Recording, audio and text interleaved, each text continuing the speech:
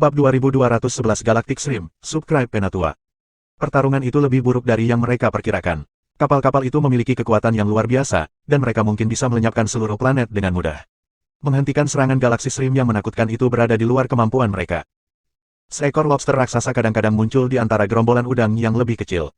Lobster memiliki kehadiran yang cukup menakutkan untuk menunjukkan bahwa mereka adalah kelas raja. Hansen melihat dua lobster kelas raja datang ke arah mereka, tetapi senjata yang bisa menghancurkan planet tidak memiliki kekuatan yang cukup untuk menembus cangkang lobster raja itu. Senjata berat itu meludahi putaran demi putaran ke galaktik lobster yang masuk, tapi meski begitu, mereka bahkan tidak memperlambat monster itu. Salah satu makhluk itu mengangkat penjepit yang berkedip biru memotong sebagian besar kapal. Selain dari operator kapal, setiap ksatria raja dan duke mengikutiku, kata Blue Night King, lalu melompat keluar dari kapal melalui portal.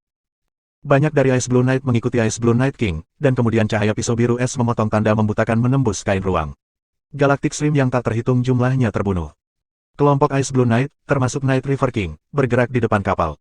Mereka akan memotong jalan bagi kapal untuk melewatinya. Night River King membenci Hansen lebih dari sebelumnya. Jika bukan karena Hansen, dia akan menikmati hidupnya di Narrow Moon sebagai raja yang luhur. Dia tidak akan melakukan pertarungan apapun.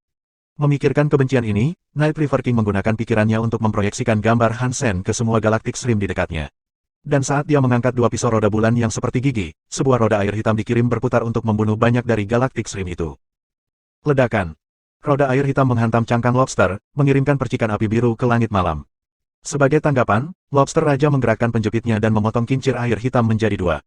Kemudian, ia terbang menuju Night River King seperti misil biru. Membunuh, membunuh, membunuh. Darah ada di mana-mana, potongan dan potongan tubuh berserakan di semua tempat. Kapal itu bergerak perlahan di bawah penutup yang disediakan oleh Ice Blue Knight, tapi meski begitu, kapal itu terkena lebih dari beberapa kali. Setiap pukulan menyebabkan lebih banyak ledakan. Semburan energi yang sangat besar meledak di angkasa dalam semua warna pelangi. Setiap semburan seperti matahari, memakan banyak nyawa. Hansen merasakan tingkat kegembiraan yang luar biasa saat dia menyaksikan semuanya terungkap dari kenyamanan kapal. Dia berpikir, seperti inilah perang sebenarnya. Tuan White, bisakah aku bergabung dalam pertarungan? Hansen bertanya pada Tuan White. Hansen tidak membunuh untuk bersenang-senang, tapi dia melihat Galactic Shrimp mati berbondong-bondong. Dia tidak ingin melewatkan rampasan. Setidaknya, Galactic Shrimp adalah Marquise, dan sebagian besar dari mereka adalah Dukes. Dan di atas itu semua, ada Galactic Lobster kelas raja.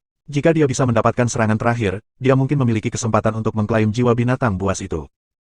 Prime belum terbiasa dengan sikap aneh Hansen terhadap berbagai hal, jadi dia dengan dingin berkata, kamu adalah penjaga pribadi Tuan White. Tugas kamu adalah melindunginya. Kamu hanyalah seorang Marquise, dan jika kamu pergi ke sana, kamu hanya akan menimbulkan masalah. Petik 2. Tuan White tersenyum dan berkata, Hansen mungkin ada di sini menyandang gelar itu, ya, tapi dia bukan hanya seorang penjaga. Jika dia ingin pergi ke sana, dia mendapat izin aku. Tetapi jika kamu pergi, harap berhati-hati dan lakukan yang terbaik. Petik 2. Terima kasih Tuan. Sementara itu, lindungi Tuan White. Hansen mengarahkan perintah itu ke Zero dan Little Angel. Tanpa mengucapkan sepatah kata pun, Hansen keluar dari kapal. Dalam hatinya, dia berteriak, Beast Soul Baby, kakak laki-laki sedang dalam perjalanan. Hansen memanggil sayap naganya di punggung dan telinganya. Tubuhnya membatu melalui Dong Xuan Aura. Dia mengamati seluruh pertarungan, lalu terbang menuju Ice Blue Night King. Hansen tidak berpikir dia bisa menangkis Galactic Shrimp sendirian, jadi dia tahu dia harus tinggal di sebelah Ice Blue Night King untuk memanfaatkan peluang terbaik. Dia akan menyerang Galactic Shrimp yang terluka, dan dengan menghabisinya, dia berharap dia akan menerima satu atau dua hadiah. Di tengah pertarungan yang berantakan itu, Hansen menggunakan keterampilan pisau Dong Xuan Sutra, Heavenly Go, dan Under the Sky secara bebas. Mereka membuat trio berguna dalam skenario itu. Mereka memungkinkan dia untuk melihat melalui jalinan pertarungan. Mereka juga mengizinkannya untuk mengidentifikasi tempat teraman menempati di tengah medan perang. Dengan begitu, dia tidak akan terlalu dalam bahaya. Prime sangat terkejut ketika Tuan White mengizinkan Hansen keluar dari kapal dan bergabung dalam pertarungan. Marquise hanya cadangan untuk Ice Blue Knight, biasanya. Jika tidak ada hal luar biasa yang terjadi, mereka tidak akan diizinkan untuk bergabung dalam perkelahian yang terjadi. Ice Blue Knight yang tepat dibutuhkan untuk menjadi duke. Tapi Hansen beruntung. Setelah sampai ke Ice Blue Night King dengan selamat, Hansen membunuh udang yang menyelinap di belakang mereka tanpa diserang. Saat dia pergi, Hansen terus mencoba memprediksi bagaimana pertempuran akan berlangsung. Dia mempersiapkan dirinya untuk membunuh beberapa. Xenogeneic Marquise Galactic Shrimp terbunuh. Gen Xenogeneic ditemukan. Petik 2. Hansen menebas dan membunuh udang galaktik. Darah biru yang berpendar menyembur ke sekujur tubuhnya.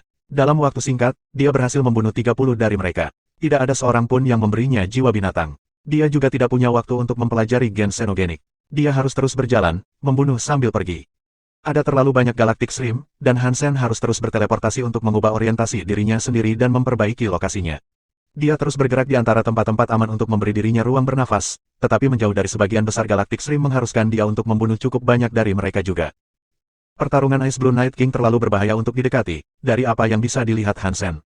Dia melihat Ice Blue Night King membunuh lobster galaksi kelas raja dalam sekejap. Hansen tidak bisa sampai di sana tepat waktu, yang membuatnya merasa tertekan. Hansen terus bertarung dan melihat sekeliling saat dia pergi. Dia menemukan Night River King bertarung dengan Galactic Lobster kelas King. Pertarungan mereka pasti sangat buruk. Night River King memegang dua pisau saat dia menggunakan teknik khusus Night River Beast melawan lobster. Mereka menggiling cangkang lobster hingga terbuka, memperlihatkan daging biru di dalamnya. Tampaknya Galactic Lobster kelas raja tidak cukup kuat untuk mengusirnya. Hansen terus bertarung, dan saat dia melakukannya, dia mendekati Night River King.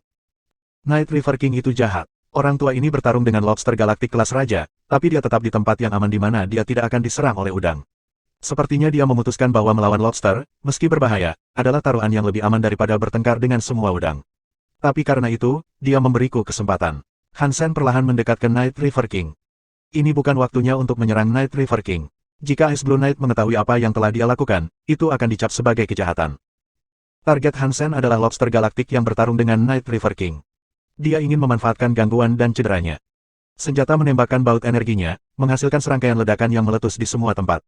Kapal induk tampak seperti berada di tengah pelangi. Dan di bawah warna-warna itu ada pembantaian pertempuran yang tak terkendali. Kehidupan yang tak terhitung jumlahnya telah dikonsumsi. Benar-benar tidak adil. Bab 2212 Mutan Galactic Shrimp. Kekuatan Night River King tidak mengesankan jika dibandingkan dengan raja lainnya. Keterampilan yang dia gunakan sekarang sangat kuat. Saat dia bertarung, bahkan Galactic Lobster kelas raja pun terluka oleh serangan yang dia lemparkan. Bagian dari cangkang mereka hancur oleh kekuatan, dan daging yang terlihat mulai membusuk dengan segera. Night River King benar-benar memiliki beberapa keahlian, pikir Hansen dalam hati. Dia terus bergerak di sekitar medan perang, menunggu kesempatan terbaiknya untuk menyerang. Karena Night River King tidak memiliki kekuatan eksplosif, Hansen memiliki setiap kesempatan untuk mengamankan pukulan terakhir jika waktunya tepat. Jika Hansen mengikuti raja lain, raja yang memiliki kekuatan ledakan, dia tidak akan memiliki kesempatan. Serangan eksplosif tingkat raja akan merobek lobster terlalu cepat sehingga Hansen tergelincir dalam pukulan terakhir. Xenogenic Marquise Galactic Shrimp terbunuh. Ditemukan gen Xenogenic, mendapatkan jiwa binatang Galactic Shrimp. Petik 2. Hansen lega akhirnya mendapatkan jiwa binatang buas. Setelah membunuh begitu banyak Galactic Shrimp, setidaknya ada satu orang yang bersedia memberikan sesuatu padaku. Hansen tidak punya waktu untuk memeriksa jiwa binatang itu pada saat itu. Dia harus memusatkan perhatiannya pada pertarungan. Dia tidak ingin tersandung bahaya saat dia terganggu. Dia tidak ingin menggunakan Demon Bug by Sema kecuali jika diperlukan. Ghosted Knife-nya bersinar dengan warna ungu tua. Pisaunya mengudara, ketika dilepaskan, membunuh sejumlah besar Galactic Shrimp. Ada gerombolan Xenogenic yang menempati petak ruang itu, jadi dia tidak akan bisa membunuh mereka semua. Sementara Hansen menyaksikan hal-hal terungkap, Ice Blue Knight kelas Duke sedang melawan Galactic Shrimp. Galactic Shrimp itu tampak sedikit lebih aneh dari varietas biasanya. Itu jelas bukan lobster galaksi kelas raja, tapi lebih besar dari Galactic Shrimp normal, dan memiliki tubuh biru bening. Biru lembut itu bersinar dengan cahaya bintang. Xenogenic mutan. Hansen segera fokus pada pertarungan itu. Ice Blue Knight itu kuat. Setiap individu kesatria di sana sangat kuat, tapi yang terlibat dengan mutan Galactic Shrimp adalah salah satu Duke terbaik yang pernah ada. Saat dia mulai melawan mutan Galactic Shrimp, dia bisa mendapatkan beberapa serangan awal. Tapi kemudian keadaan berubah, dan dia kesulitan melawan mutan Galactic Shrimp. Jelas terlihat bahwa dia tidak memenangkan pertarungan. Hansen melihat lebih dekat apa yang sedang terjadi, dan dia melihat bahwa Ice Blue Knight telah meninggalkan formasi ksatria standar untuk memblokir bagian dari Galactic Shrimp mutan. Tapi dia telah melakukan itu secara khusus untuk menarik perhatian mutan Galactic Shrimp, jadi kedatangannya tidak akan merusak formasi seluruh timnya. Galactic Shrimp mutan kuat, dan tubuhnya membawa cahaya galaksi. Itu sangat cepat, dan setiap serangannya seperti pukulan palu. Ice Blue Knight tidak bisa menghindari serangannya. Dia mencoba menggunakan perisainya untuk memblokir serangan mutan Galactic Shrimp, tetapi perisai itu dipisahkan oleh satu serangan. Paku udang juga tidak menyerah di sana, karena setelah perisai yang terbelah itu dilewati, perisai itu menembus baju besi Duke. Darah mengalir keluar dari pintu masuk. Ice Blue Knight meraung. Dia mengabaikan lukanya saat tinjunya menyala seperti matahari. Mereka menghantam kepala mutan Galactic Shrimp. Kaca. Mata Galactic Shrimp ditinju ke dalam. Cangkang makhluk itu penyok di sekujur tubuh, yang mengirimkan lebih banyak darah biru bercahaya yang keluar dari lubangnya. Tapi itu belum mati. Itu berkumpul sendiri dan memanggil cahaya hijau, lalu terbang ke Ice Blue Duke dengan kabur. Blur. Ice Blue Duke batuk darah. Baju besi di dadanya hancur. Paku udang menabrak dadanya, membuatnya tertusuk. Tiba-tiba, udara pisau ungu tua muncul di dekat Galactic Shrimp mutan. Udara pisau bergerak dengan keganasan seekor naga, mengebor ke kepala Galactic Shrimp yang sudah terluka. Makhluk itu menjerit kesakitan. Hansen mendorong Ice Blue Knight dari paku yang buruk dan menggunakan Ghosted Knife untuk menghasilkan sutra pisau. Dia membimbing sutra untuk mulai membunuh semua Galactic Shrimp Marquise yang mendekati mereka. Aku baik-baik saja. Ice Blue Knight berjuang untuk menegakkan dirinya kembali. Dada dan punggungnya berdarah, dan lebih banyak darah mulai menetes dari sudut mulutnya. Tapi meski begitu, dia sudah kembali dan mengarungi arah. Tubuhnya terbakar, dan tinjunya seperti matahari. Dia melemparkan lebih banyak pukulan ke mutan Galactic Shrimp. Sampah, kamu terluka parah, dan kamu masih ingin melawannya. Hansen tidak berani melambat saat dia merenung. Dia terus mengayunkan Ghosted Knife, bertekad untuk mendapatkan pukulan terakhir apapun yang terjadi. Ice Blue Knight itu tampak seperti beruang merah. Tingginya 3 meter, dan dia memiliki kekuatan yang mengganggu. Kekuatan yang dia panggil tampak seperti api yang mengamuk, dan setiap pukulan seperti seluruh matahari yang meledak.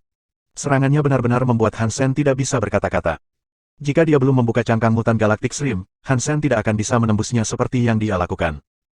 Ice Blue Knight yang berapi-api kembali melawan mutan Galactic Shrimp. Hansen cepat, dan dia terus berputar dan menyerang pada saat bersamaan. Dia bisa memperlambat musuh mereka dan membuat pertarungan Ice Blue Knight sedikit lebih mudah baginya. Pang, pang. Hansen melayang di udara, melemparkan gelombang kejut yang membatu. Itu membantu semua Galactic Shrimp kecil di daerah itu, tapi tidak banyak membantu mutan. Percobaan membatu hanya memperlambatnya sedikit. Hansen memegang Ghosted Knife-nya, dan dia memanggil peluncur roket spell-nya. Dia menembakkan roket yang menghantam mutan Galactic Shrimp, menghasilkan ledakan awan jamur. Galactic Shrimp juga ditandai dengan simbol kura-kura. Itu pasti memperlambat binatang itu. Namun di alam semesta itu, Turtle tidak berbuat banyak pada makhluk yang terbang. Meski begitu, serangan roket Hansen dan Turtle membuat pertarungan jauh lebih mudah bagi Duke. Ice Blue Knight tidak lagi berjuang di bawah tekanan seperti sebelumnya, dan itu karena Galactic Shrimp mutan menjadi lebih lambat. Ice Blue Knight yang berapi-api meraung dan melontarkan pukulan lain, yang mengenai luka terbesar makhluk itu seperti bom atom. Itu menghancurkan setengah dari kepala udang galaktik mutan sampai bersih. Daging biru di bawah hangus dan membara dengan api merah yang membara. Tolong jangan mati, simpan nafas terakhirmu untukku, Hansen berdoa. Dia takut si Ice Blue Knight akan menghabisi udangnya. Dia terbang ke depan, dengan sengaja melintasi jalur Ice Blue Knight untuk menghalanginya. Kemudian dia menembakkan roket ke mutan Galactic Shrimp. Itu membawa kekuatan Break Six Kiss, mengirimkannya langsung ke otak yang terbuka dari kepala yang terluka parah. Roket itu meledak dan memberikan kerusakan parah pada musuh. Tapi sedetik berikutnya, mutan Galactic Shrimp bersinar hijau. Tubuhnya mulai membengkak, mengembang seperti supernova. Cahaya hijaunya menutupi segala sesuatu dalam radius 1 mil dan menghancurkan segala sesuatu dalam jarak itu. Untungnya, Hansen dan Ice Blue Knight berada jauh dari Galactic Shrimp mutan yang meledak sendiri. Mereka telah melarikan diri secepat mungkin, dan dengan demikian menghindari kerusakan yang diakibatkan oleh ledakan itu. Bab 2213 Satu tembakan ke jiwa, subscribe Penatua. Mutan Xenogenic Duke Galactic Shrimp terbunuh. Pengumuman diputar di dalam kepala Hansen, tapi dia tidak mendapatkan jiwa binatang buas. Dan setelah mutan Galactic Shrimp meledak, tidak ada gen yang tersisa untuk diambil. Itu membuat Hansen cukup tertekan. Terima kasih saudara, Duke yang menyala-nyala berteriak pada Hansen. Dia kemudian berlari kembali ke arah ksatria lain untuk melanjutkan pertempuran mereka melawan gerombolan Galactic Shrimp. Saat Hansen melayang karena terkejut, dia menyadari apa yang telah terjadi. Hansen ingin mencuri pembunuhan itu, itulah sebabnya dia menukik di depan Duke. Ice Blue Knight salah paham, bagaimanapun, dan dia pikir Hansen tahu Galactic Shrimp akan meledak. Itulah mengapa ksatria itu berterima kasih padanya atas tindakannya yang berani, ketika Hansen benar-benar hanya mencoba membunuh mencuri. Itu hanya kesalahpahaman. Hansen tersenyum masam, tapi tidak ada yang tahu keberadaan jiwa binatang buas. Dan akibatnya, tidak ada yang bisa menebak motivasinya. Hansen tidak berencana menjelaskannya. Dia tidak punya waktu untuk melakukannya, bahkan jika dia menginginkannya. Gerombolan Galactic Shrimp yang tak ada habisnya masih terus menyerang, dan Hansen berada di tengah pertarungan yang mengerikan itu. Saat Hansen mulai menyerang, dia mendengar teriakan dari Ice Blue Knight yang sama. Saudaraku, kirim roket ke yang ini. Hansen melihat banyak Duke Galactic Shrimp bergerak untuk menyerang formasi ketat para ksatria. Formasinya sudah kesulitan, karena banyak ksatria yang terluka. Hansen tahu apa yang dimaksud Duke dengan panggilan itu. Hansen mengepakkan sayapnya dan mengeluarkan Break Space Flash untuk lebih dekat dengan mereka, lalu dia menembakkan roket ke Duke Galactic Shrimp. Pang! Awan jamur meledak di tengah-tengah kumpulan makanan laut. Itu tidak cukup kuat untuk mematahkan cangkang keras udang, tapi mantra Turtle melakukan pekerjaan yang sangat baik untuk memperlambat mereka hingga merangkak. Ice Blue Knight merasakan perasaan lega yang besar. Namun, cangkang udang sangat keras. Hansen mengalami kesulitan berurusan dengan Duke Galactic Shrimp. Tetap saja, bisa bekerja sama dengan Ice Blue Knight adalah hal yang baik. Hansen terus menembakkan roket ke pasukan penyerang. Roket-roket itu membumbung ke dalam kumpulan udang yang paling berbahaya, dan mereka membuat banyak tekanan dari para ksatria dalam pertempuran. Prime juga terkejut dengan apa yang dia saksikan. Hansen hanyalah seorang markuise, tapi dia terbukti sangat bermanfaat bagi pasukan mereka. Itu tidak hanya mengejutkan Krime, tapi juga membekas dalam dirinya. Aku tidak berharap dia terbukti berguna, kata Krime. Tuan White tersenyum. Dia dan Lone Bambu di Sky Palace adalah ahli pisau dan pedang. Meskipun dia seorang markuise, kemampuannya menempatkannya pada posisi yang sama dengan Duke. Petik 2. Krime tidak mengenal Hansen, tapi dia pernah mendengar tentang Lone Bambu. Pertarungan antara Dolar, Lone Bambu, dan Evil Eye cukup terkenal, dan banyak Extreme King telah menontonnya. Krime adalah salah satunya. Krime terkejut. Dia setingkat dengan Lone Bambu. Tuan White tertawa. Kamu telah melihat penampilannya. Katakan pada aku, tidakkah menurutmu dia bisa menyaingi orang-orang seperti Lone Bambu? Petik 2. Dia sangat kuat. Krime mengangguk setuju. Dia tidak terlalu menyukai kepribadian Hansen, dan dia masih akan memberikan keunggulan pada Lone Bambu dalam pertarungan antara keduanya. Krime lebih menyukai seseorang yang bisa melibatkan musuh mereka dalam pertempuran tatap muka. Dia tidak bisa menghargai seseorang seperti Hansen, yang terus mengubah posisi untuk melepaskan serangan licik. Hansen tidak peduli bagaimana orang melihatnya. Dia bergerak sesuai keinginannya, dan saat dia pergi, dia terus menembakkan roket yang dijiwai mantra turtle. Hansen juga mencoba menembakkan roket dengan kekuatan es, tetapi Galactic Stream memiliki daya tahan dingin yang kuat, sehingga roket tersebut tidak berhasil. Dia menyerah pada itu untuk saat ini. Ice Blue Knight masih bertarung, dan saat mereka melakukannya, Hansen menembakkan roketnya. Dia bersenang-senang. Saat dia bersenang-senang, dia menyadari bahwa situasi Night River King telah berubah. Rabat telah berhasil memotong penjepit lobster galaktik. Banyak kincir air hitamnya mengiris bentuk lobster. Tidak akan lama sebelum makhluk itu dipotong-potong seluruhnya. Hansen berada jauh dari Galactic Lobster pada saat ini. Dia tidak akan sampai di sana tepat waktu. Berpikir cepat, dia mengubah spell menjadi senapan sniper dan membidik tulang belakang lobster galaktik. Lalu, dia menarik pelatuknya. Peluru itu tidak dijiwai dengan efek turtle, dan juga tidak membawa kekuatan es. Itu ditembakkan dengan kekuatan Break Six Kiss. Peluru menembus melewati gerombolan Galactic Stream untuk mencapai lobster galaksi. Night River King berada di tebing untuk membunuh lobster galaktik, tapi kemudian, ada kilatan. Cahaya kilat itu menembus jauh ke dalam cangkang yang telah bekerja keras untuk dihancurkannya, menembus kepala Galactic Lobster. Ledakan. Pada saat itu lobster tampak seperti daging busuk, dan tiba-tiba meledak. Tulang belakangnya patah, dan otaknya keluar. Night River King terguncang. Dia mengikuti cahaya itu kembali ke jalurnya ke asalnya, dan di sana dia melihat Hansen dengan senapan sniper. Dia langsung marah, berpikir bahwa Hansen memprovokasi dia. Tetapi di tengah pertempuran seperti itu, Night River King tidak dapat melakukan apapun untuk membalas dendam pada Hansen. Dia pergi ke tubuh Galactic Lobster, memotongnya, dan menggali gen King Xenogeneic. Xenogeneic King Galactic Lobster terbunuh. Ditemukan gen Xenogeneic, mendapatkan jiwa binatang lobster galaktik. Petik 2. Pengumuman itu, ketika bergema di dalam kepala Hansen, hampir membuatnya mengerang senang. Dia telah berhasil merebut jiwa binatang kelas raja. Hansen tidak dapat membunuh Xenogeneic kelas raja sendiri, terutama di tengah-tengah pertempuran berbahaya seperti yang dia lakukan saat ini. Aku adalah sniper elit yang dapat membidik dan menembakkan peluru ke jiwa. Hansen merasa agak sombong tentang ini. Pertarungan berlanjut, dan lebih banyak lagi Galactic Stream terbunuh. Banyak satria yang terbunuh juga. Di bawah pengepungan Galactic Stream, Ice Blue Knight King dan Ice Blue Knight yang tersisa akhirnya bisa membersihkan jalan bagi kapal untuk melewatinya dan melarikan diri. Hansen telah membunuh Galactic Stream yang tak terhitung jumlahnya, dan penampilannya yang melelahkan telah menghabiskan banyak energi. Pada saat dia selesai, dia merasa sangat mati rasa dan sangat lelah. Kapal yang dulunya tampak seperti planet itu hancur total. Ada kebakaran di mana-mana, dan asap mengepul setelahnya. Tiba-tiba, cahaya biru di sekelilingnya menjadi redup. Galactic Stream mulai mundur, dan Ice Blue Knights bisa sekali lagi melihat kanvas hitam kosong dari angkasa. Anehnya, seakan-akan Galactic Stream telah dihentikan oleh sesuatu. Mereka tidak mengikuti. Mereka semua berkumpul di tempat Hansen dulu, seperti gunung. Hanya sedikit yang lewat, tetapi mereka segera terbang kembali ke misa itu. Kita berada di luar wilayah mereka sekarang. Seseorang berteriak, dan semua ksatria bersorak. Hampir semua Ice Blue Knight terluka, dan kapal itu praktis hancur. Situasi ini tidak bagus. Mereka dalam kondisi yang menyedihkan, dan mereka baru saja memasuki sistem kekacauan. Mereka masih memiliki waktu untuk pergi sebelum mereka mencapai markas Ice Blue Knight. Bab 2214 Galactic Lobster Beast Soul. Ini adalah sistem kekacauan, dan apapun bisa terjadi di sini. Persiapkan dirimu untuk kematian, kata Tuan White ketika Hansen kembali ke kapal. Tidak ada yang menyangka akan bertemu dengan Galactic Stream saat mereka meninggalkan sistem itu, dan Ice Blue Knights telah memakan banyak korban.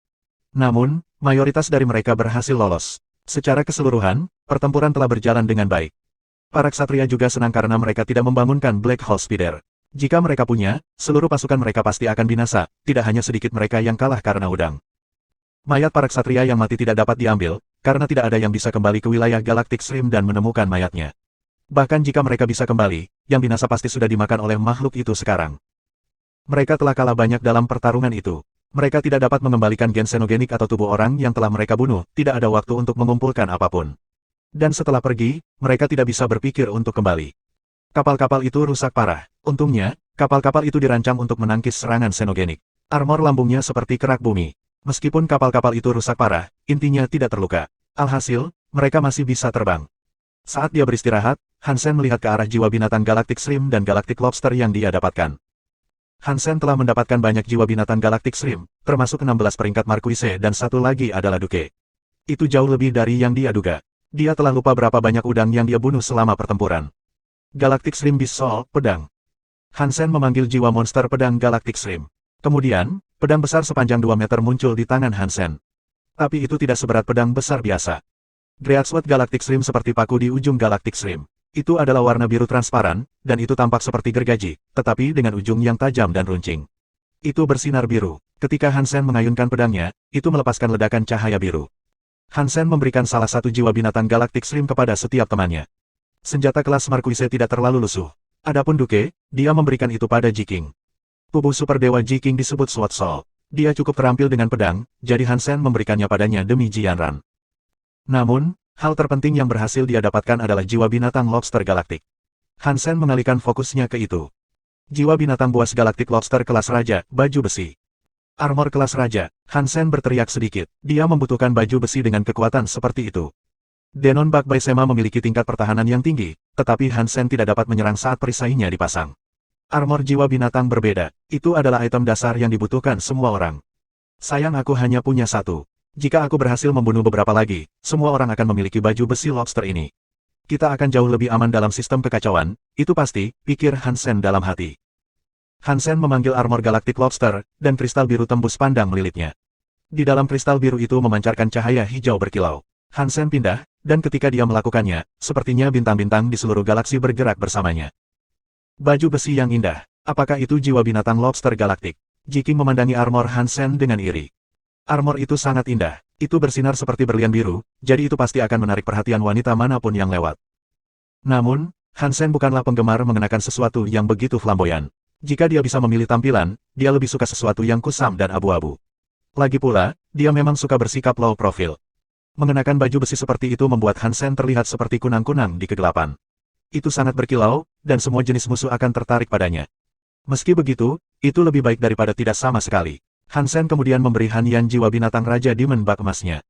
Han Yan sekarang bisa menjelajah sendirian, tanpa perlu penjaga Little Angel di sampingnya. Hansen memiliki satu set baju besi lobster sekarang, jadi Demon Bak Baisema tidak lagi penting baginya.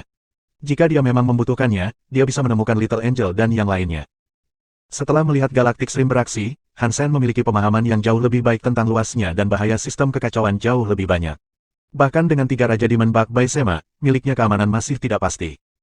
Sekarang aku mengerti bagaimana seorang wanita seperti Yixia mati di sini. Memikirkan Yixia, Hansen harus mengakhiri pikirannya dengan desahan yang terdengar. Ice Blue Night King meminta seseorang mengirimkan beberapa gen xenogenik Galactic Shrimp dan daging sebagai hadiah atas partisipasi dan kinerja Hansen. Orang yang mengirimkan item itu adalah Ice Blue Knight yang sama dari sebelumnya. Saudaraku, namaku Exploding Bear. Aku dikenal karena penampilan aku sebagai beruang yang mengamuk. Aku akan menjagamu mulai sekarang. Jika kamu membutuhkan sesuatu dari Ice Blue Knight, yang harus kamu lakukan hanyalah memanggil nama aku. Exploding Bear menghantam dadanya di depan Hansen. Ya, aku pasti akan melakukan itu, dan aku akan menggunakan nama kamu dengan sepenuh hati, kata Hansen sambil tersenyum. Lega rasanya memiliki sekutu di Ice Blue Knights. Keren, jika kamu punya waktu, datang dan kunjungi aku di tim ke-6. Exploding Bear tertawa, lalu menepuk bahu Hansen. Dia pergi dengan ksatria lain yang membawa hadiah Hansen. Hansen menggunakan daging Galactic Shrimp untuk hotpot udang. Dia mengiris daging udang yang bening dan mencelupkannya ke dalam saus. Ketika dia memasukkannya ke dalam mulutnya, rasa manis dari sarinya sangat indah. Dia merasa seolah-olah akan meleleh dengan udang itu sendiri. Perjalanan selanjutnya tidak seberbahaya atau sepenting yang diperkirakan Hansen. Mereka melakukan perjalanan selama seminggu penuh, dan mereka tidak perlu melawan satupun xenogenik pada saat itu. Ada kelompok xenogenik yang melihat kapal-kapal itu, tetapi mereka semua melarikan diri tanpa menimbulkan masalah. Tidak ada yang bisa dilakukan, dan pada satu titik, Hansen bergabung dengan Exploding Bear untuk minum. Exploding Bear adalah kapten tim ke-6. Ksatria bawahannya baik pada Hansen, meskipun dia hanya seorang Marquise. Kebaikan itu sebagian besar diperoleh dari penampilan Hansen sehari sebelumnya. Elit yang kuat akan menerima banyak rasa hormat terlepas dari pangkat atau ras mereka. Jangan khawatir, saudaraku. Sistem kekacauan tidak seseram yang mungkin kamu takuti. Kami telah melewati rute ini berkali-kali, dan rute ini selalu jelas. Black Hole Spider dan Galactic Stream adalah cacing liar. Kakak beruang mengetahui hal ini dengan baik, dan aku dapat memberitahu kamu, tidak ada yang akan terjadi. Santai dan nikmati minumannya. Exploding Bear kemudian mulai menguras 3 tong penuh. Dia mencengkeram bahu Hansen dan mendorong tong lain ke arahnya. Saudaraku beruang, bukannya aku tidak ingin minum, itu karena aku tidak bisa minum. Perutku terlalu kecil. Hansen melihat perutnya yang membengkak. Exploding Bear suka makan, dan sementara Hansen menggunakan konsume untuk mengimbangi, dia masih tidak bisa makan banyak. Dia tidak bisa membayangkan seberapa besar perut beruang itu. Exploding Bear tertawa dan mulai mengatakan sesuatu ketika alarm berbunyi dan memotongnya. Semua orang membeku. Alarm pertempuran, teriak Exploding Bear, dengan mata terbuka lebar. Sepertinya kata-kata Exploding Bear tidak bisa diandalkan. Hansen bangkit dan pergi ke ruang kontrol. Dia tahu Tuan White akan membawa teman-temannya ke sana. Bab 2215 di bawah kesombongan. Ketika Hansen mencapai ruang kontrol, Tuan White dan Krime sudah ada di sana. Berdasarkan apa yang pemindai mereka tunjukkan, ada seekor binatang raksasa di suatu tempat di depan kapal. Makhluk itu tampak seperti penyu laut yang besar. Namun, itu seukuran planet. Itu hampir sebesar kapal Extreme King. Tubuh raksasanya sepertinya terbuat dari batu giok putih, dan kakinya bergerak dan menciptakan pusaran di angkasa. Itu terbang melintasi angkasa, tapi sepertinya dia sedang berenang. Namun, hal paling aneh tentangnya adalah cangkang penyu di atas punggungnya. Cangkang giok itu setinggi dan mengesankan seperti benteng luar angkasa.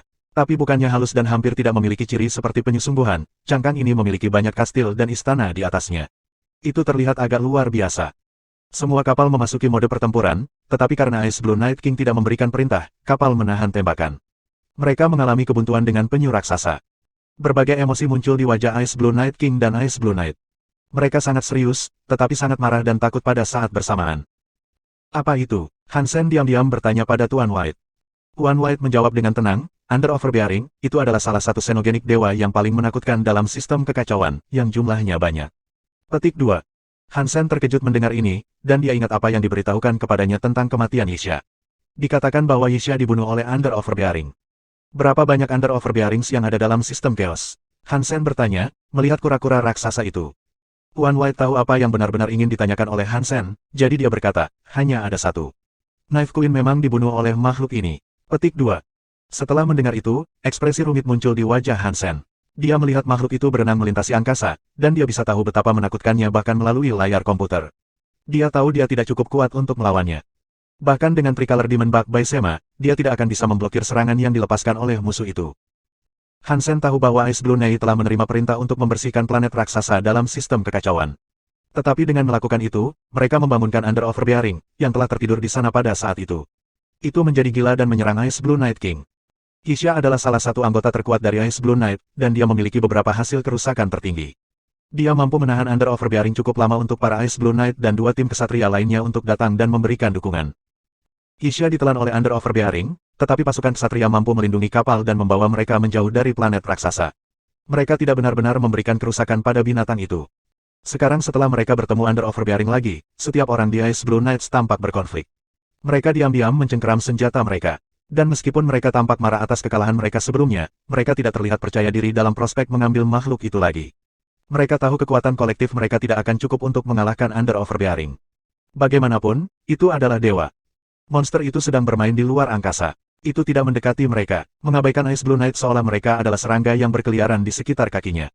Setelah beberapa saat, ia berenang menjauh dari kapal.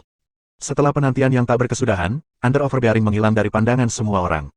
Ice Blue Knight semuanya merosot lega, seolah-olah mereka telah membawa beban pegunungan dan sekarang bisa menghela nafas panjang. Mereka memulai kembali kapal dan melanjutkan perjalanan sesuai rencana. Hansen dan Tuan White kembali ke kamar mereka. Tuan White menghela nafas dan berkata, perjalanan ini tidak berjalan sesuai rencana. Pertama, kita bertemu dengan Black Hole Spider dan Galactic Stream itu. Sekarang kita baru saja menjumpai Under Overbearing. Aku berharap sisa perjalanan ini akan lancar, tanpa ada kejadian yang tidak terduga. Petik 2. Hansen bertanya, Tuan White, bangunan yang tampak seperti kastil di atas Under Overbearing. Siapa yang menciptakannya? Tuan White tersenyum lebar, tidak ada yang tahu. Extreme King telah menjelajahi sistem kekacauan ini selama beberapa abad, tetapi bahkan setelah sekian lama, kami hanya berhasil mengklaim 0,3% dari semuanya. Sistem kekacauan itu seperti satu ruang xenogenik masif, lebih besar dari yang kita ketahui. Hanya sekret yang bisa dibandingkan dengan tempat ini. Ini adalah ruang super xenogen, dalam arti tertentu. Petik 2. Setelah berhenti sejenak, Tuan White melanjutkan penjelasannya. Dari apa yang aku tahu, selama beberapa abad terakhir, baru ada 11 pertemuan dengan Under Overbearing. Penampakan pertama binatang itu 200 tahun yang lalu. Bahkan saat itu kelihatannya seperti sekarang, dengan kastil yang sudah dibangun di atasnya. Tidak ada yang tahu dari mana kastil dan istana itu berasal. Meskipun kami telah melihatnya berkali-kali, tidak ada yang pernah melihat bukti adanya makhluk hidup dalam konstruksi tersebut. Benar-benar sebuah misteri. Petik 2. Para Ice Blue Knight gelisah selama sisa perjalanan. Terlalu banyak insiden terjadi selama perjalanan mereka, jadi semua orang merasa agak tegang. Untungnya, tidak ada lagi monster mengerikan yang melintasi jalan mereka. Kapal akhirnya berhasil mencapai markas Ice Blue Knights dalam sistem kekacauan. Itu bukanlah sistem yang sangat besar, tapi Extreme King memiliki pijakan yang kokoh di sana. Ada 10 tim ksatria, dan 4 dari mereka berada dalam sistem kekacauan. Satu tim ksatria telah mengklaim 2 sistem lain, dan 3 lainnya masing-masing telah mengambil 1. Ice Blue Knight memiliki sistem ini secara khusus. Mereka menggunakan nama tim saat menamai lokalnya, sehingga kemudian dikenal sebagai sistem Ice Blue. Sistem Ice Blue memiliki 6 planet. Planet terbesar sangat masif. Sebuah kapal raksasa seperti kapal biru es hanyalah sebuah gunung sebelumnya. Pangkalan Ice Blue Knight ada di planet itu. Sementara para ksatria telah mengklaim tempat itu, hanya 30% darinya yang benar-benar dikembangkan. Masih banyak permukaannya yang belum dieksplorasi. Mereka menamakannya planet Ice Blue. Ketika mereka mendarat, Hansen segera menyadari bahwa pangkalan itu dibangun dari batu samudera. Dia terkesan dengan berapa banyak uang yang harus dihabiskan Extreme King untuk itu. Hansen adalah penjaga Tuan White, tapi dia juga di bawah komando Ice Blue Knight King. Ketika mereka mencapai pangkalan Ice Blue Knight, Hansen dan teman-temannya ditugaskan dengan beberapa misi. Hal yang sama diterapkan pada ksatria lain, dan misi mereka adalah membersihkan dan mulai menjelajah. Di dalam area yang diklaim Ice Blue Knight, Hansen diberi tugas untuk menemukan lokasi xenogenik dan kemudian menggambar peta sehingga mereka dapat ditemukan lagi. Hansen berbeda dari ksatria biasa. Dia tidak berada dalam tim cadangan, dan dia memiliki tim sendiri yang terdiri dari orang-orangnya sendiri. Itu adalah kesepakatan yang dia buat sebelum dia bergabung. Jika dia bergabung dengan Ice Blue Knight dengan cara biasa, Hanmenger dan yang lainnya kemungkinan besar akan tersebar di tim yang berbeda, dan Hansen tidak akan punya cara untuk membuat mereka tetap dekat. Sekarang Hansen bekerja untuk Tuan White, Ice Blue Knight King tidak dapat memisahkan mereka. Jika bukan itu masalahnya, Hansen tidak akan membawa teman-temannya ke sana sejak awal. Bab 2216 Pekerjaan Membersihkan, Subscribe Penatua. Tepat setelah tim Hansen tiba dengan Ice Blue Knight, mereka diberi tugas prioritas untuk memusnahkan xenogenik yang dapat ditemukan di sekitar pangkalan. Basis telah didirikan di sana untuk beberapa waktu, tetapi xenogenik muncul terus-menerus dari pegunungan. Gerombolan xenogenik itu sering menimbulkan masalah bagi pangkalan. Misi Hansen adalah menjelajah ke pegunungan itu dan membersihkan makhluk-makhluk itu. Ada banyak xenogenik burung di sana, dan mereka berkembang biak dengan cepat. Hansen harus menyapu rumah mereka dan menghancurkan telur apapun yang bisa dia temukan. Jika tidak, hanya masalah waktu sebelum mereka kembali. Di tengah-tengah pegunungan itu, Hansen mengupas beberapa telur burung rebus. Dia memakannya dan mengerutkan kening. Kelompoknya telah berada di pegunungan itu selama setengah bulan, dan mereka membunuh burung dan menghancurkan atau memakan telur burung setiap hari. Awalnya, mereka mengira telurnya enak, tapi setelah setengah bulan dengan telur sebagai satu-satunya makanan mereka, mereka mulai bosan dengan rasanya. Ice Blue Knight telah membunuh xenogenik terkuat, jadi tidak ada raja di sekitar. Bahkan tidak ada dukes. Mereka kebanyakan menemukan xenogenik tingkat rendah yang satu-satunya keahliannya berkembang biak dengan cepat, jadi tidak ada pembunuhan yang membantu Hansen. Tetapi pekerjaan kebersihan memang memiliki beberapa keuntungan. Itu akan memberi mereka poin, dan poin itu dapat digunakan untuk menebus item dari vendor di pangkalan. Ada seni geno dan gen xenogenik yang tersedia untuk penebusan. Tentu saja, bagi Hansen, potensi imbalannya tidak sebanding dengan masalahnya. Hal-hal yang dia inginkan akan membutuhkan banyak poin, dan akan membutuhkan waktu lama melakukan tugas pembersihan kasar untuk mengumpulkan jumlah yang diperlukan. Namun, itu tidak sepenuhnya sia-sia. Ada banyak xenogenik burung dari berbagai elemen berbeda di gunung itu, dan fakta itu memberi ide pada Hansen. Hansen tidak dapat menggunakan jiwa binatang Sun Raven Gem miliknya, dan dia membutuhkan jiwa binatang burung elemen api sebagai pangkalan. Ada banyak burung di sana, jadi jika dia bisa menemukan jiwa binatang burung api kelas tinggi, dia bisa menggabungkannya dengan jiwa binatang burung emas. Itu mungkin memungkinkan dia untuk mendapatkan jiwa binatang yang didewakan. Jiwa monster kelas raja dapat bertahan dari proses penggabungan dengan tingkat keberhasilan yang tinggi, tetapi akan sulit bagi Hansen untuk membunuh xenogenik kelas raja pada tingkat kekuatannya saat ini. Dan karena akan sulit untuk menemukannya juga, dia akan memutuskan untuk menemukan Duke. Setelah beberapa hari melakukan penelitian terus-menerus, Hansen menemukan xenogenik burung api yang dianggapnya cocok untuk ditangkap. Ice Blue Knight memiliki peta yang menandai wilayah yang diketahui sangat berbahaya. Lembah lava adalah salah satu lokasi tersebut. Lembah itu panjangnya 100.000 mil. Ada sungai lava yang mengalir di sepanjang sungai, dan di dinding lembah terdapat banyak gua. Xenogenik api sering menempati tempat-tempat seperti itu. Xenogenik paling populer di sana adalah Fire Crows. Fire Crows adalah makhluk elemen api murni. Mereka bisa meludahkan aliran api ke musuh mereka, dan mereka memakan serangga api yang hidup di dalam sungai lava. Tapi mereka kecil, tubuh mereka hanya sebesar jari manusia, dan tidak lebih besar dari seekor lebah. Tapi ada banyak dari mereka, pembunuhan kecil Firecross bisa menampung 10.000 iblis. Pembunuhan Firecross seperti itu ada di mana-mana di seberang sungai lava. Pembunuhan besar-besaran terhadap Firecross dapat menampung jutaan dari mereka. Firecross normal adalah Baron dan Viscount. Mereka jarang menjadi Earls, tetapi beberapa Raja Firecrow bahkan bisa menjadi Marquises. Karena jumlahnya sangat banyak, hanya Raja Pembunuh besar yang bisa menjadi Duke. Cerita-cerita mengatakan bahwa ketika Ksatria Biru Es pertama kali datang, mereka menyelesaikan pembunuhan Firecrow besar yang berisi lebih dari 1 miliar makhluk berbulu. Raja Firecrow dari pembunuhan itu adalah Xenogenic kelas Raja sejati. Hansen percaya bahwa menggabungkan jiwa binatang Firecrow dengan jiwa binatang Sun Raven-nya akan berhasil, tetapi dia tidak tahu jiwa binatang macam apa yang akan dihasilkan Firecrow. Itu akan sempurna jika itu adalah jiwa senjata binatang. Dia sudah memiliki satu set armor Demon Bug by Sema dan King Galactic Lobster, jadi ketika datang ke pertahanan, dia dilengkapi dengan baik. Apa yang dia butuhkan sekarang adalah kekuatan destruktif yang setara, yang akan memungkinkannya untuk membunuh Xenogenic yang kuat dengan mudah. Jika dia memiliki senjata jiwa binatang yang didewakan, itu akan sangat sempurna. Tapi Lava Valley bukanlah lokasi yang ditetapkan untuk dibersihkan oleh Hansen. Dia tidak ingin pergi ke Lava Valley tanpa izin dan mengambil risiko melewati batas dengan Ice Blue Knight. Tidak mematuhi perintah dan memasuki area yang tidak seharusnya dia kunjungi akan sangat buruk. Bagaimana cara aku pergi ke Lava Valley secara sah? Hansen bertanya-tanya, kesal karena menunggu. Shadow Queen sedang meminum kuning telur dari telur. Dia telah berkembang pesat sejauh ini, dan dia bisa makan banyak Xenogenic. Tidak butuh waktu lama baginya untuk mencapai mode pertempuran. Bauer menepuk sisi Hansen dan mengangkat sebuah alat kecil. Ayah, tersenyum. Hansen mengambil pose kemenangan. Perangkat itu digunakan untuk merekam. Mereka ditugaskan untuk mencatat setiap tempat yang mereka kunjungi. Mereka juga memastikan untuk merekam adegan yang menunjukkan mereka membersihkan Xenogenic. Itu adalah bukti yang harus mereka serahkan untuk menerima poin reward mereka. Setiap tim memiliki satu anggota yang merekam video pencapaian mereka. Di tim Hansen, Bao telah mendapatkan pekerjaan itu. Dia sering suka merekam sesuatu, dan dia sangat senang melakukannya. Xenogenic kelas atas terlalu langka di sini. Kita perlu mencari lokasi lain, Huang Fujing memberitahu Hansen. Dia juga tidak senang dikurung, dan dia menginginkan tantangan yang bagus. Aku mencoba memikirkan cara, kata Hansen, merendahkan bahunya. Han Yan juga tidak menyukainya. Dia berpikir sejenak, lalu berkata, tidak ada Xenogenic Marquise di sini. Sejujurnya, ini tidak ada gunanya. Petik 2. Hansen mulai mengatakan sesuatu, tetapi tiba-tiba, dia menutup mulutnya dan melihat ke lembah. Dinding terdalam di ceruk lembah yang paling dalam tertutup celah-celah yang terjal. Zat ungu mulai bocor dari celah-celah itu. Hanya ada sedikit pada awalnya, tapi semakin banyak yang merembes keluar seiring berlalunya waktu. Ketika kelompok Hansen melihatnya, mereka langsung tahu bahwa itu bukan mata air. Ketika mereka melihat lebih dekat, mereka melihat bahwa cairan ungu itu sebenarnya adalah aliran serangga ungu kecil. Mereka masing-masing seukuran kuku, dan mereka tampak seperti kumbang Sawyer. Mereka berwarna ungu, dengan tanduk ungu dan antena ungu. Segera, serangga itu keluar seperti aliran air yang mengalir, dan mereka membanjiri lembah. Hansen menggunakan Dongsuan Aura untuk memindai mereka. Dia memperhatikan bahwa serangga itu bukan level tinggi, menilai dari kekuatan hidup yang mereka pancarkan, mereka tidak lebih besar dari Baron. Ada banyak sekali dari mereka, tetapi meskipun demikian, mereka tidak menawarkan ancaman yang tulus. Hansen dan yang lainnya dengan cepat membuat rencana untuk membersihkan mereka.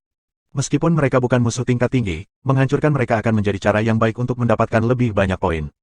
Jika mereka ingin merangkak untuk mencari kematian, Hansen tidak akan bersikap mudah pada mereka. Tetapi alih-alih menyerang kelompok Hansen, serangga itu mengalir di sekitar mereka dan meninggalkan lembah secepat mungkin. Mereka tidak tertarik menyerang siapapun.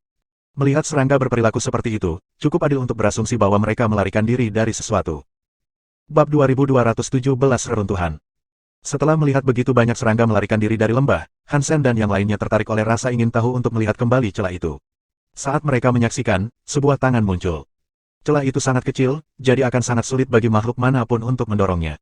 Tapi siapapun atau apapun itu sepertinya tidak bisa keluar. Setelah gagal mendorong jalan keluarnya, tangan itu menarik diri dan sebuah mata muncul di celah itu. Ketika melihat Hansen dan orang-orangnya, matanya mundur dan lenyap. Apakah itu Xenogenic atau anggota Ice Blue Knight? Ji King bertanya. Kehadiran makhluk itu menurut mereka semua sangat aneh. Serangga itu pasti takut pada apapun itu, dan itulah sebabnya mereka semua bergegas keluar dari celah itu. Serangga tidak agresif, dan bahkan tidak terlihat seperti memakan daging. Mari kita gali tembok sedikit dan lihat apa yang ada di sana. Hansen penasaran, jadi dia pindah ke dinding dan mengeluarkan Ghost Teeth Knife-nya. Dia menebas celah di batu untuk membuatnya lebih lebar. Batuan itu cukup kokoh, tetapi tebalnya hanya 1 inci. Di baliknya ada semacam lubang.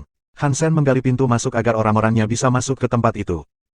Bagian dalam gua itu cukup besar. Seluruh gerobak akan bisa masuk dengan nyaman. Gua itu bukan buatan manusia, itu tampak seperti formasi alami. Ada banyak stalaktit, dan ada banyak serangga ungu yang berkeliaran di dinding dan lantai gua. Sesuatu pasti keluar dari gua dan memberitahu serangga itu. Kalian tunggu di sini, aku akan pergi melihatnya, kata Han Sen, mengarahkan pidatonya di Huang Fujing. Mari kita lihat bersama-sama, kata Ji Qing sambil berkedip. Kakak, mari kita masuk bersama. Demon Bug Bai Semas ada bersama kita, jadi kita seharusnya baik-baik saja. Han Yan sedang melihat ke dalam gua dengan penuh semangat. Han Sen tidak keberatan karena ketika tangan itu muncul dengan sendirinya sebelumnya, dia dengan cepat memindainya dengan dongsuan auranya. Apapun itu tidak kuat. Makhluk yang dimiliki tangan itu tidak bisa lebih besar dari seorang duke. Han Sen dan orang-orangnya memasuki gua, dan Han Yan dengan gembira bergerak ke depan untuk memimpin ekspedisi ke tempat tinggal di bawah tanah. Ada banyak sekali serangga di sekitar, dan mereka terlihat telah tersebar ketika mereka didekati oleh makhluk itu sebelumnya. Mudah dilihat dari pergerakan serangga tempat makhluk yang mereka ikuti telah pergi. Mereka melakukan perjalanan dengan cepat melalui gua, dan mereka melihat lebih banyak serangga berlarian kemana-mana saat mereka bergerak. Ada banyak jalan yang harus diambil, dan struktur serta kompleksitas labirin sama sekali tidak mudah dinavigasi. Mereka mengikuti jalan setapak ke gua yang lebih besar, di mana sama sekali tidak ada serangga ungu itu. Anehnya, tidak ada jalan lain yang bisa diambil, dan gua itu sepertinya hanya menjadi rumah bagi tanaman merambat hitam dan jamur. Dengan dinding kokoh yang menyusun sisa ruangan, tampaknya tidak ada jalan lain yang bisa mereka lalui, selain terowongan tempat mereka masuk. Aneh, seharusnya di sini. Kemana perginya? Apakah kita entah bagaimana mengambil jalan yang salah? Ji Qing bertanya, melihat ke atas dan ke bawah gua. Kita datang dengan cara yang benar, kata Han Sen dengan pasti. Dia menggunakan dongsuan aura untuk memeriksa tempat itu, dan dia mencari aura dan jejak molekul dari makhluk yang mereka cari. Itu masih tergantung di udara. Han Sen melihat sekeliling, lalu matanya terpaku pada batu yang ada di dekat dinding. Dia melambaikan tangannya dan mendorong batu itu menjauh. Pemindahannya mengungkapkan gua kecil lain yang tersembunyi di balik batu. Seorang pria Extreme King bersembunyi di sana. Dia telah meringkuk menjadi bola untuk memeras dirinya sendiri. Setelah dia ditemukan, lelaki Extreme King itu berteriak. Dia kemudian berlutut, memohon kepada Han Sen dengan suara yang hampir tidak bisa dimengerti. Jangan bunuh aku. Han Sen dan teman-temannya cukup terkejut. Mereka tidak tahu apa yang merasuki pria itu. Extreme King yang mereka temui di Ice Blue Knight adalah orang-orang bangsawan. Peringkat mereka dalam masyarakat menempatkan mereka di atas hampir semua orang, dan mereka juga selalu terlihat sangat kuat dan tabah. Ini adalah pertama kalinya mereka melihat seseorang dari Extreme King dalam kekacauan seperti itu. Kamu siapa? Ji Qing bertanya pada pria Extreme King. Aku adalah seorang ksatria cadangan dari Ice Blue Knight. Tolong biarkan aku pergi, kata pria Extreme King. Sementara itu, dia berulang kali bersujud di depan Han Sen. Jelaskan asalmu, atau kami akan membawamu kembali ke ksatria. Han Sen mengerutkan kening. Pria Extreme King tampak sangat ketakutan akan hal itu, dan dia dengan cepat menjelaskan semuanya. Mereka mendengar ceritanya, tetapi mereka sulit mempercayai apa yang dia ceritakan kepada mereka. Dia seperti Han Sen. Dia telah dibawa sebagai ksatria cadangan ke ksatria biru es. Dia adalah Raja Ekstrim, bagaimanapun, dan di atas itu, dia adalah seorang kapten. Tugasnya sangat mirip dengan Han Sen, dia seharusnya membersihkan xenogenik yang berada di sekitar pangkalan. Namun, daerahnya tidak seperti sekarang. Dia seharusnya membersihkan gurun di tempat lain. Tim mereka menemukan reruntuhan di jantung gurun itu. Setelah memanggil supervisor mereka, mereka disuruh menunggu kedatangan Ice Blue Knight level lebih tinggi, yang kemudian akan menjelajahi reruntuhan bersama mereka. Namun yang mengejutkan mereka, ketika ksatria biru es tingkat tinggi tiba di reruntuhan, mereka tidak masuk dan menjelajah. Sebaliknya, mereka membantai seluruh tim yang menemukannya. Salah satu ksatria yang lebih lemah adalah seorang pria bernama Bai Wengsuan. Setelah ditusuk, dia jatuh ke dalam sumur. Ksatria biru es percaya dia sudah mati, tetapi tubuhnya belum sepenuhnya sembuh meskipun dia menderita cedera. Jadi, dia tetap di dalam air. Sumur itu terhubung dengan sistem bawah air, dan Bai Wengsuan tinggal di sana untuk waktu yang lama. Dia tidak berani keluar, karena dia takut dibunuh. Tapi karena gua tidak sepenuhnya aman, dia sering berpindah dari satu tempat ke tempat lain. Dia dikejar oleh seorang xenogenik selama 2 hari terakhir, dan itulah mengapa dia datang ke bagian gua ini. Dia melihat cahaya dan ingin keluar dari gua untuk menghindari terbunuh oleh xenogenik, tetapi Han Sen ada di sana, dan Han Sen berhasil menerobos masuk. Setelah Han Sen mendengar ceritanya, dia bertanya kepada Bai Wengsuan, peradaban seperti apa yang mungkin dimiliki reruntuhan itu. Bai Wengsuan dengan cepat berkata, aku tidak tahu. Aku belum pernah melihat arsitektur seperti itu, dan aku tidak dapat membaca teks yang kami lihat. Petik 2. Wajah Han Sen menjadi gelap, dan dia dengan dingin berkata, kalau begitu, kami tidak dapat membantumu. Kamu tahu bahwa catatan tim kami tidak mungkin dihapus. Kamu telah difilmkan, jadi jika aku tidak mengambilmu kembali, aku akan dihukum. Petik 2. Tidak, kamu tidak bisa membawaku kembali. Jika mereka tahu kamu melihat aku, dan mereka melihat bahwa aku telah memberitahu kamu tentang kehancuran, mereka akan membunuh kamu juga. Bai Wengsuan berteriak. Aku akan tertarik untuk melihat apakah mereka melakukannya. Hansen memberi isyarat kepada rekan-rekannya untuk menarik senjata mereka. Sepertinya mereka akan membunuh Bai Wengsuan. Suci, Bai Wengsuan berteriak. Reruntuhan itu adalah kehancuran suci. Bab 2218 Kota Tulang Hantu Suci telah menjadi faksi terkuat di seluruh alam semesta, pada satu titik waktu. Itu telah mempertahankan posisi tinggi itu untuk sementara waktu juga. Sekarang ada yang sangat tinggi, Dewa Kuno, dan Raja Ekstrim. Trio itu menyusun yang terbaik dari yang terbaik. Tapi saat itu, hanya Suci yang memiliki kekuatan yang cukup untuk mengatur seluruh alam semesta. Pemimpin Suci adalah yang terkuat dari semuanya, dan 10 jenderalnya adalah elit terkuat yang ada. Keruntuhan yang ditemukan Bai Wengsuan dan rekan satu timnya memiliki teks yang bertuliskan, Kota Tulang Hantu, dan di sana ada patung jenderal sendiri. Mereka berasumsi, cukup masuk akal, bahwa kota itu milik Jenderal Ghostbone. Apakah Jenderal Ghostbone meninggalkan reruntuhan ini? Bahkan jika dia melakukannya, tidak ada alasan bagi Ksatria Biru Es untuk membunuhmu. Siapa yang memimpin Ksatria Biru Es saat itu? Hansen bertanya, sementara Baur berhenti merekam Bai Wengsuan. Hansen telah menghabiskan beberapa waktu untuk menyelidiki sekret setelah insiden dengan kupu-kupu mata ungu, tapi kejadian itu telah terjadi terlalu lama, dan banyak dari apa yang terjadi telah terhapus atau hilang dalam sejarah waktu. Tidak banyak yang tersisa untuk dipelajari. Potongan informasi yang ditemukan Hansen adalah generalisasi yang tidak membantu atau legenda yang tampaknya tidak dapat dipercaya, kredibilitas yang tidak dapat diandalkan sepenuhnya. Jenderal Ghostbone adalah salah satu dari 10 jenderal suci. Hansen tahu bahwa dia sangat suka membunuh. Dia adalah kapten dari pasukan Secret Blood. Dia memimpin pasukan Secret Blood-nya untuk membunuh segalanya dan semua orang, dan seiring berjalannya waktu, dia mengumpulkan miliaran pembunuhan. Menyebut namanya saja sudah cukup untuk membuat ketakutan di hati penduduk alam semesta Geno saat itu. Sama seperti jenderal lainnya, Jenderal Ghostbone menghilang setelah jatuhnya Secret. Tidak diketahui apakah dia mati atau menjadi sesuatu yang mirip dengan kupu-kupu mata ungu. Tapi Hansen tidak percaya Ksatria Biru Es akan membunuh para ksatria cadangan hanya karena mereka telah menemukan peninggalan tua yang terkait dengan Jenderal Tulang Hantu. Jika mereka sudah menjelajahi reruntuhan dan mungkin menemukan sesuatu, mungkin masuk akal untuk membunuh mereka saat itu. Tapi mereka baru saja tiba sebelum kompleks reruntuhan. Mereka belum menjelajahi tempat itu, jadi membunuh mereka tidak masuk akal. Hansen menetapkan dua kemungkinan penjelasan untuk ini. Kemungkinan pertama adalah Bai Wengsuan berbohong. Kemungkinan lainnya adalah tim pria tersebut tidak perlu menjelajahi lebih jauh, karena mereka sebenarnya telah menemukan sesuatu yang seharusnya tidak mereka miliki. Aku belum lama bersama Ksatria Biru Es. Aku hanya kenal Inspektur Edward, aku tidak kenal orang lain. Tapi aku pikir mereka semua mendengarkannya, kata Bai Wengsuan. Hansen mengerutkan kening. Inspektur adalah orang-orang yang mengawasi para ksatria. Mereka tidak bisa mengendalikan para ksatria, tapi mereka bisa mengamati mereka dan membuat laporan langsung ke petinggi Raja Ekstrim. Para inspektur itu seperti mata bagi para pemimpin Raja Ekstrim. Biasanya, inspektur tidak perlu berkelahi. Dan jika mereka berperan serta dalam misi, mereka bukanlah pemimpin yang ditetapkan. Mereka tidak akan memberi perintah. Mereka hanya bisa mengamati dan memeriksa. Mereka tidak memiliki otoritas. Menilai dari apa yang dikatakan Bai Wengsuan, inspektur ini tidak berperilaku seperti yang seharusnya.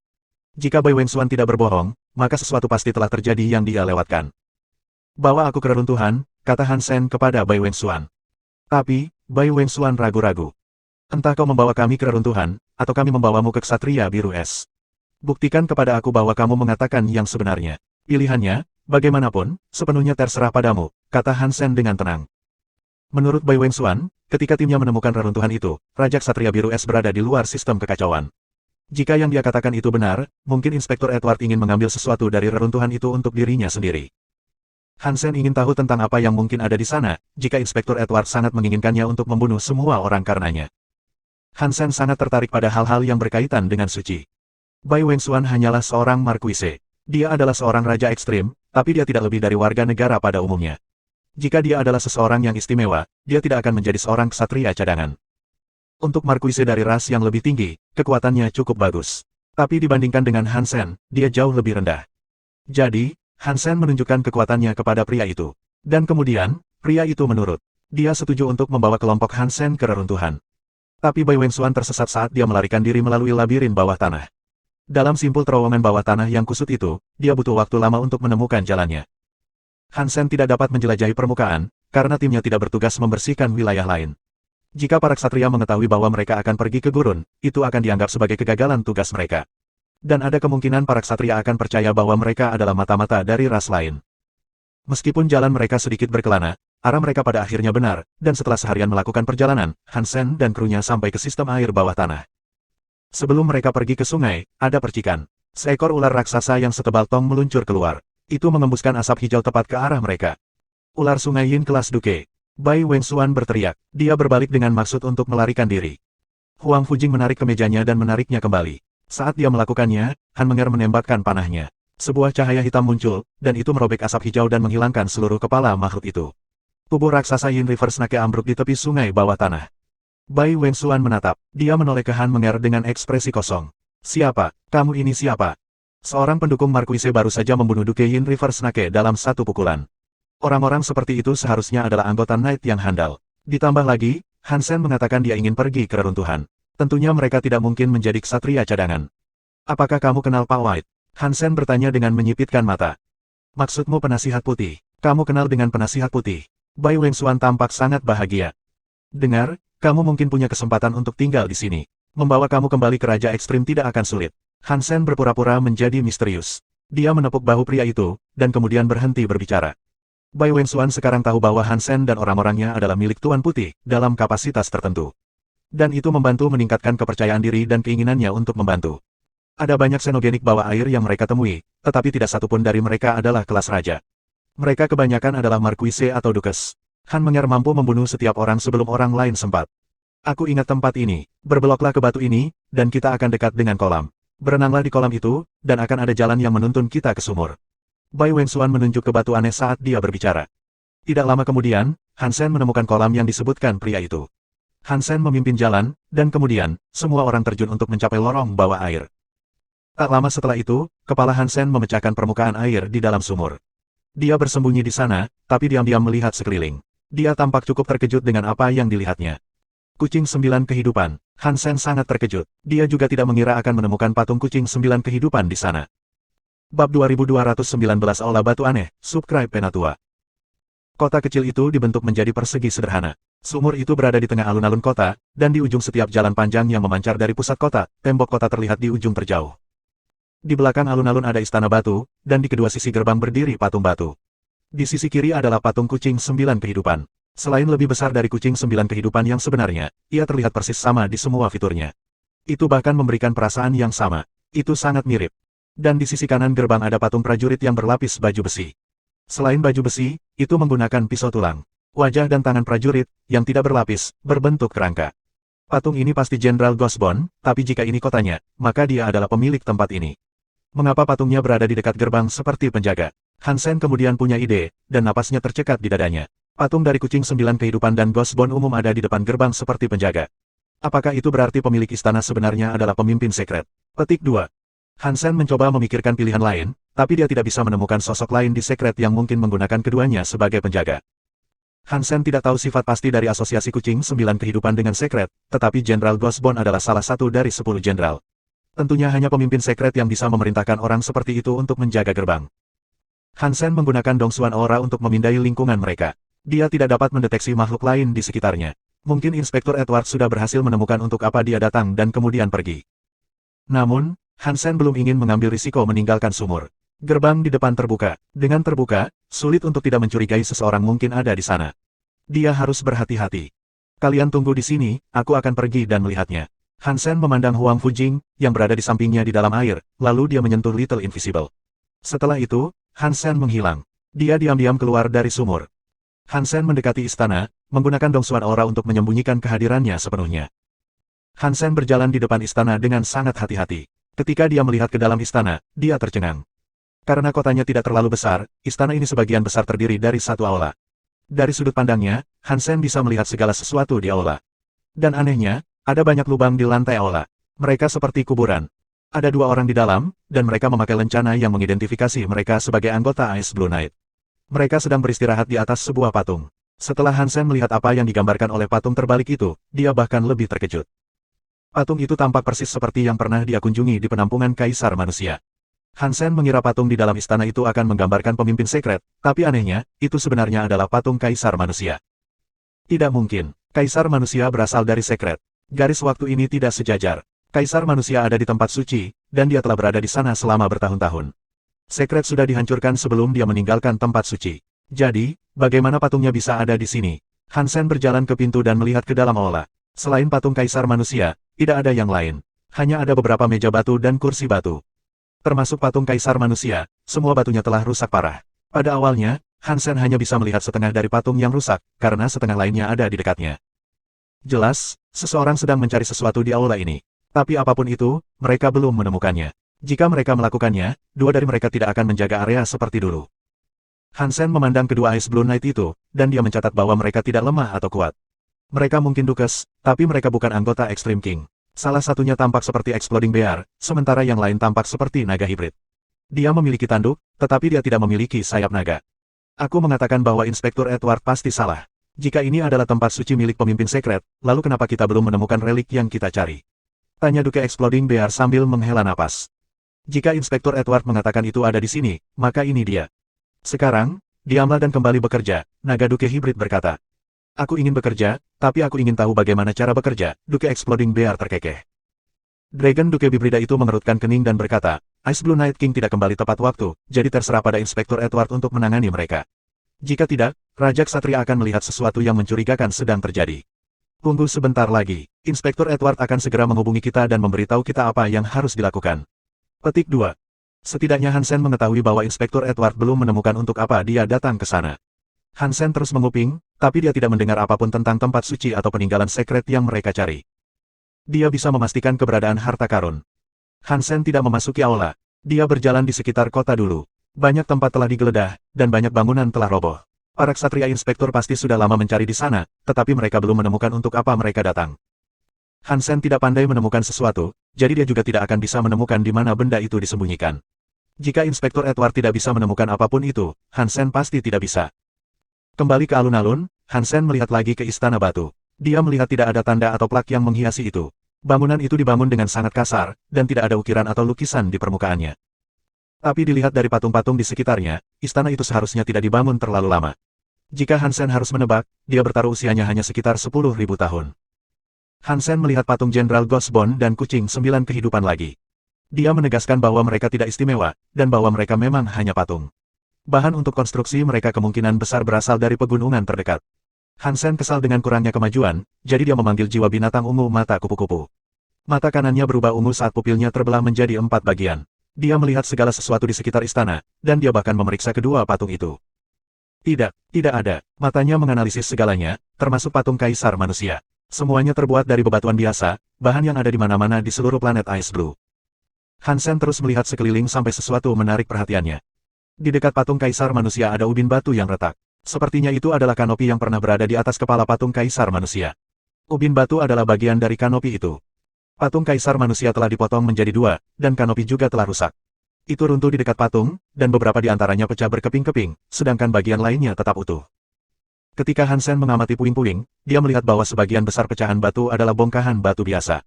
Mereka tidak istimewa. Tapi mata Hansen tidak bisa menganalisis salah satu batu itu. Mata Hansen menggunakan jiwa binatang yang didewakan. Jika kekuatan dewa itu tidak dapat menganalisis sebongkah batu, maka itu adalah anomali yang menurut Hansen sangat menarik. Bab 2220 mencuri lempengan batu ubin batu itu tergeletak di tengah puing-puing, dan untuk menariknya keluar, Hansen harus menyingkirkan gugusan batu yang menguburnya. Sayangnya, kedua adipati masih ada. Mustahil untuk mengambil batu itu tanpa mengganggu mereka. Hansen mencoba memikirkan cara agar dia bisa meraih ubin batu tanpa menarik perhatian mereka. Membunuh kedua adipati tidak akan sulit bagi Hansen, tetapi jika dia menyia-nyiakan mereka, itu akan mengingatkan Edward bahwa seseorang telah menemukan reruntuhan itu.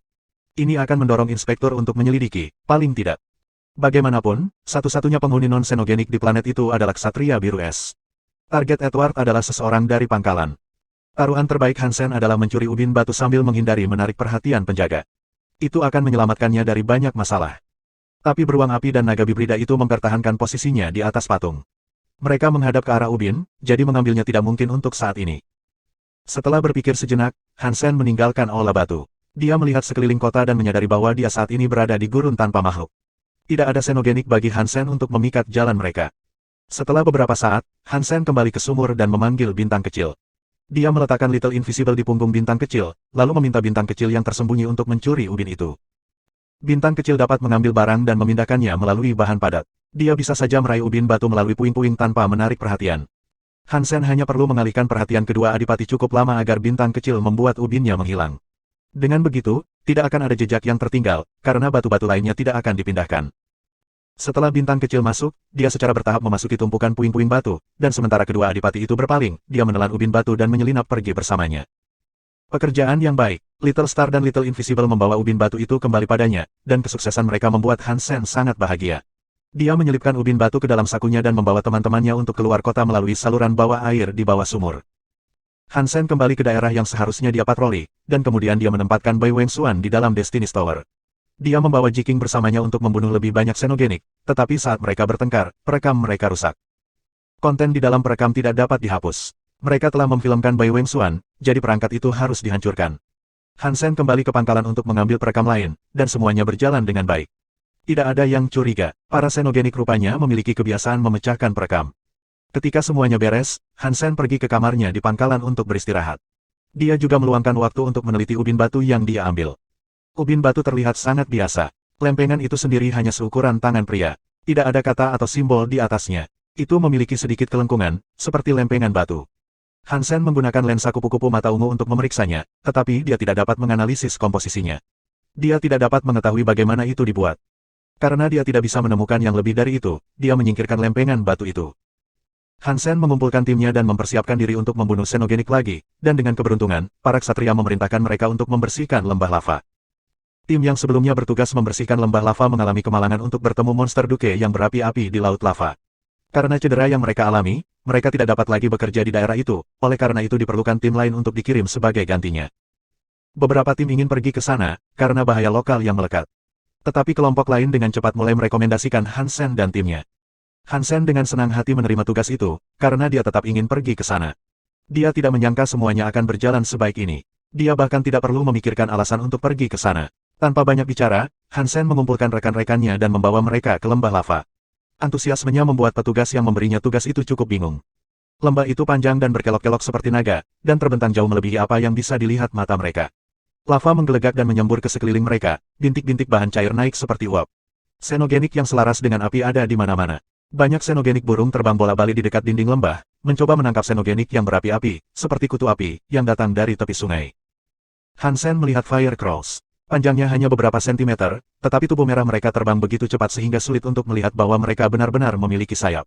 Mereka berputar-putar dalam massa, seperti awan merah melayang di atas dasar lembah. Pembunuhan Fire Crows berkerumun dan berputar-putar di atas sungai lava. Mereka sering menukik ke permukaan aliran lava dan memakan serangga api yang bisa mereka tangkap.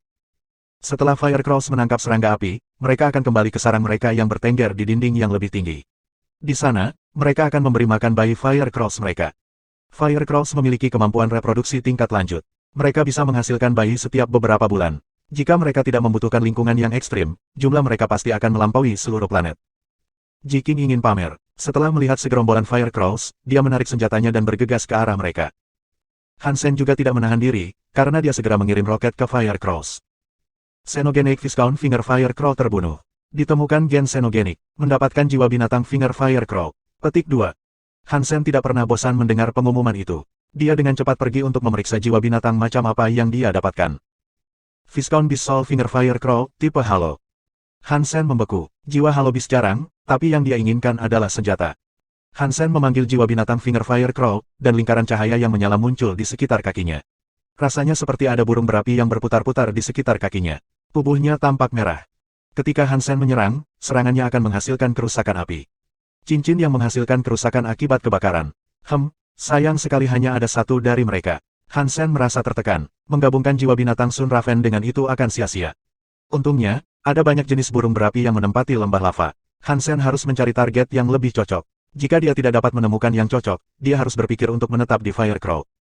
Sementara Hansen mulai bekerja melintasi lembah lava, membunuh Xenogenik saat dia pergi, seorang pria telanjang dengan rambut pirang menuju kota tulang hantu. Dia tersenyum, dan tubuhnya tampak seperti tubuh Apollo. Dia adalah salah satu raja ekstrim. Tuan Edward, adipati beruang api dan naga bibrida melihat pria raja ekstrim mendekat. Mereka membungkuk dengan sangat hormat padanya. Edward mengangguk. Dia melihat sekeliling aula, lalu berhenti di dekat puing-puing batu dan mengerutkan kening. Apakah kamu memindahkan sesuatu di aula? Keduanya tampak sangat ketakutan, jadi mereka berkata, kami telah mengikuti perintah kamu dengan tepat. Kami belum pindah dari patung itu sejak kamu memerintahkan kami di sana, kami juga belum memindahkan apapun di aula. Petik 2. Edward mengangguk dan bertanya, apakah kamu melihat sesuatu yang aneh di sekitar? Tidak ada yang aneh, kata keduanya setelah berpikir sejenak. Edward memandangi puing-puing. Dia berpikir sejenak, lalu menyuruh kedua penjaga untuk tetap berada di patung. Dia berbalik dan meninggalkan kota tulang hantu. Tetapi tubuh merah mereka terbang begitu cepat sehingga sulit untuk melihat bahwa mereka benar-benar memiliki sayap. Mereka berputar-putar dalam massa, seperti awan merah melayang di atas dasar lembah. Pembunuhan Firecrows berkerumun dan berputar-putar di atas sungai lava. Mereka sering menukik ke permukaan aliran lava dan memakan serangga api yang bisa mereka tangkap. Setelah Firecrows menangkap serangga api, mereka akan kembali ke sarang mereka yang bertengger di dinding yang lebih tinggi. Di sana, mereka akan memberi makan bayi Firecrows mereka. Firecrows memiliki kemampuan reproduksi tingkat lanjut. Mereka bisa menghasilkan bayi setiap beberapa bulan. Jika mereka tidak membutuhkan lingkungan yang ekstrim, jumlah mereka pasti akan melampaui seluruh planet. Jiking ingin pamer. Setelah melihat segerombolan Firecrows, dia menarik senjatanya dan bergegas ke arah mereka. Hansen juga tidak menahan diri, karena dia segera mengirim roket ke Firecrows. Xenogenic Viscount Finger Firecrow terbunuh. Ditemukan gen xenogenik, mendapatkan jiwa binatang Finger Firecrow. Petik 2. Hansen tidak pernah bosan mendengar pengumuman itu. Dia dengan cepat pergi untuk memeriksa jiwa binatang macam apa yang dia dapatkan. Viscount Beast Soul Finger Firecrow, tipe Halo. Hansen membeku. Jiwa Halo Beast jarang, tapi yang dia inginkan adalah senjata. Hansen memanggil jiwa binatang Finger Firecrow, dan lingkaran cahaya yang menyala muncul di sekitar kakinya. Rasanya seperti ada burung berapi yang berputar-putar di sekitar kakinya. Tubuhnya tampak merah. Ketika Hansen menyerang, serangannya akan menghasilkan kerusakan api. Cincin yang menghasilkan kerusakan akibat kebakaran. Sayang sekali hanya ada satu dari mereka. Hansen merasa tertekan. Menggabungkan jiwa binatang Sun Raven dengan itu akan menjadi T. Untungnya, ada banyak jenis burung berapi yang menempati lembah lava. Hansen harus mencari target yang lebih cocok. Jika dia tidak dapat menemukan yang cocok, dia harus berpikir untuk menetap di Firecrow. Sementara Hansen mulai bekerja melintasi lembah lava, membunuh xenogenik saat dia pergi, seorang pria telanjang dengan rambut pirang menuju kota tulang hantu. Dia tersenyum, dan tubuhnya tampak seperti tubuh Apollo. Dia adalah salah satu raja ekstrim. Tuan Edward, Adipati Beruang Api dan Naga Bibrida melihat pria raja ekstrim mendekat. Mereka membungkuk dengan sangat hormat padanya.